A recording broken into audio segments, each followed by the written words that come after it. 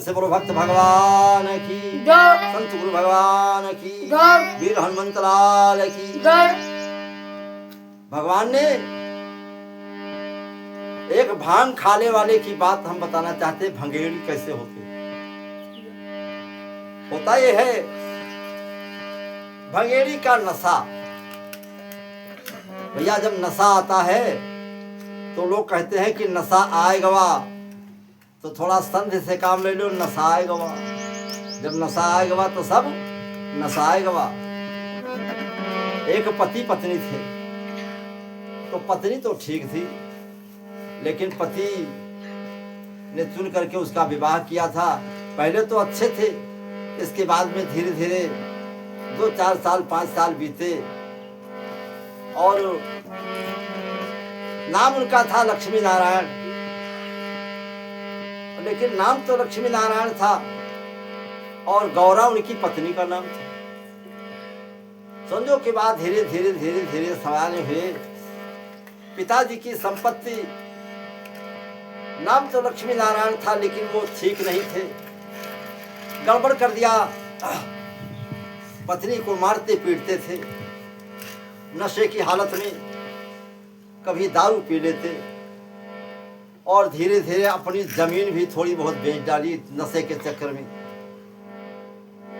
और भंगेड़ी को अगर भंगी कह दिया जाए तो कोई बड़ी बात नहीं, वो भांग पीने वाला है। केवल शंकर जी की बात को अलग करके बाकी भंगेड़ी की बात हम बता रहे हैं। शंकर जी को भांग प्रिय है, लेकिन क्यों प्रिय है? उसका गालन तो दूसरा होता है, इसलिए प्रिय है। क्योंकि शंकर जी ने गरल को जहर को पिया था, इसलिए ठंडक लाने के लिए उनको गंगा जल मूड़ी पर गंगा जी को धारण किया और इधर भांग पीते थे। ये ठंडक लाती है। और कोई कोई तो गांजा पीते हैं। और शराबी तो दुनिया में शराबी तो बड़ा खतरनाक होता है। एक कवि ने कहा कि आओ शराब बड़ी खराब, इसे आओ खत्म करें। तो शराबी ने हंस करके कहा कि एक बोतल हम खत्म करें, एक तुम खत्म। तो यह शराब बड़ी खराब होती है। लोग इस तरह से करते हैं, अच्छी बात नहीं। शराब पीने वाले भी मिट जाते हैं, फेफड़ा खराब हो जाता है, दिल खराब हो जाता है। और आखिर में उन्होंने अपनी जमीन भी बेच दिया और बच्चे और पत्नी की बेशुद्ध करने लगे। उससे कोई मतलब नहीं था उनका। और धीरे धीरे जमीन बिक गई तो फराड का काम करते थे। फराड करते इधर उधर जाते हैं, आते हैं और घूमते हैं। काम कुछ अच्छा नहीं करते हैं, मांगते हैं और फराडी करते हैं, चोरी करते हैं, पकड़े जाते हैं तो मारे जाते हैं। अब भैया धीरे धीरे सब नशा उनके दूर होगा तो भांग खाए पर हाथ जुट पड़े।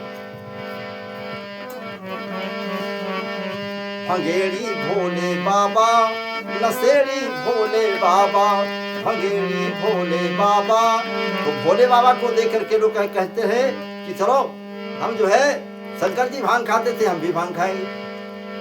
अच्छा, एक दिन की बात है, गर्मी का सीजन था। गर्मी का सीजन था और गर्मी के सीजन में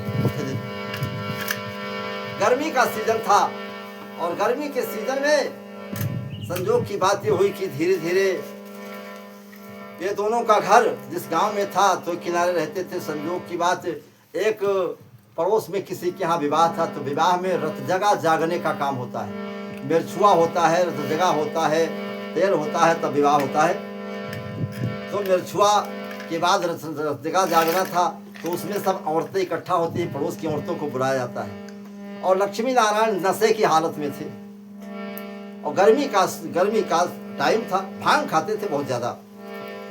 और भांग खा तो क्या हुआ, भांग को खाए थे। शाम को जब उसकी पत्नी को यानी गौरा को जाना था कहाँ, रत जगह जागने के, रत जगह जाते हैं रात जागने के लिए। जब गए जागने के लिए तो पति देवता नशे की हालत में थे। अपनी पत्नी से कहा कि तुम कहाँ जाती हो? कहा हम रत जगह जागने जा रही हैं पड़ोसी के यहाँ और रात में देर में आएंगी। और तो कहा हमारी चरपैया बिछा दो, खा पी करके लेट जाएं। तो दीवार के किनारे खड़े थे, दीवार में एक खूंटी लगी हुई थी और भंगेड़ी बाबा वो जो भैया लक्ष्मी नारायण भांग के नशे में खूंटी को पकड़कर खड़े हो गए। दीवार के किनारे खूंटी को पकड़कर खड़े हो गए।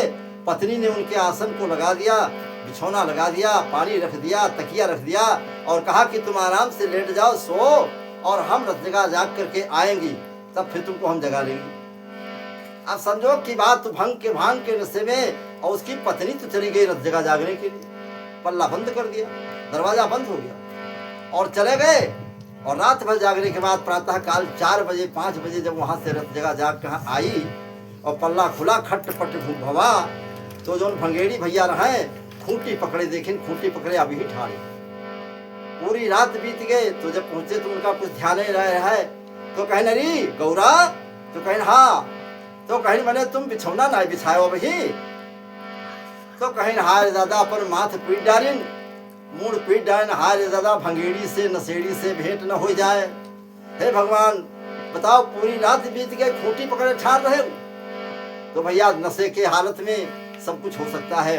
नशा मत करो, नशा करोगे तो नशा जाएगा, गड़बड़ हो जाएगा, तुम्हारी पत्नी तुमको छोड़ देगी, तुम्हारे बच्चे तुमसे अलग हो जाएंगे।